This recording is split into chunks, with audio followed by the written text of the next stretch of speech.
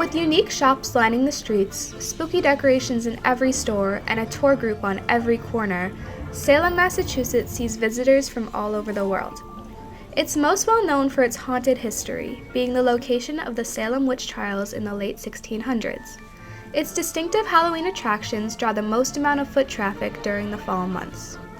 Beth Crowley, owner of Witch City Walking Tours, notices the increase of her tour's popularity in the fall. I find every year we're busier than we were before. There are times when we might do one tour in a day, where this time of year we have 35 tours in a day. Diane Smith, a Salem resident and the head of archives at the First Church in Salem, also observes the rising number of tourists during the Halloween season every year. If you ride through the city of Salem, and if you come here in October, already we have so much traffic. We have people walking around in costume, and that's a part of our tradition that has evolved over the years, and it's fun and it's interesting, but it's also got its anchor in something very unpleasant.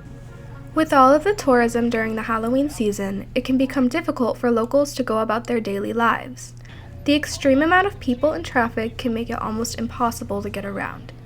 Not only does the church welcome members weekly, but it's also a popular tour stop because of its involvement in the witch trials. There was a group of about 25 people sitting on the steps of the church. So they are oblivious to the fact that it's a real church, that we're people running our own initiatives and our own things in this building, and not just here, but in so many locations in Salem. Although tourism can create some difficulties for the locals and local businesses, it also promotes education about the important history of Salem. Both Diane and Beth believe strongly in teaching people about Salem's past. So there's a lot of ghost tours. We don't actually market as a ghost tour. What we do is say this is one of the more comprehensive city tours of Salem. I think it actually is a great way for us to share our love of the history and our culture here.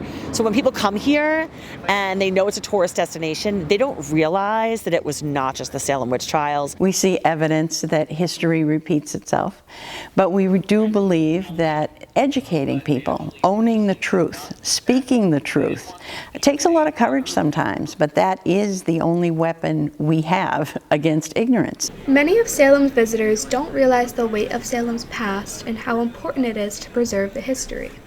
Salem's tourism plays an important part in bringing in people from all over the world to learn together as well as enjoy the Halloween season. I'm pretty proud of this city, that we can do this, that we pull it off every single year. It gets bigger and bigger, and that we are open. I mean, part of it is, of course, the city's making money and the merchants are making money, but that's going to happen anyway, right? It's more than that. It's the willingness to allow the world into a very special place. We think this is a great place, and we love Salem, and to sharing it with other people, I think it's the coolest thing since peanut butter, but that's just me. Hopefully, Salem's unique Halloween traditions can continue on for many years to come. For NNTV, this is Molly Morrison.